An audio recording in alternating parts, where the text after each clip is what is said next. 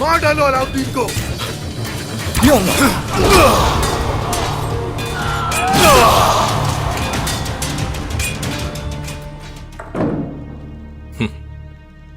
कारासी साहब, तुम्हें मालूम होना चाहिए, जो चीज मैं हासिल करना चाहूं और वो ना मिले, तो उसे हासिल करने के लिए दुश्मन का सर उड़ाना भी जानता हूं मैं।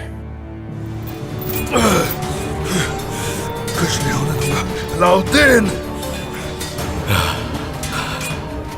बाबा,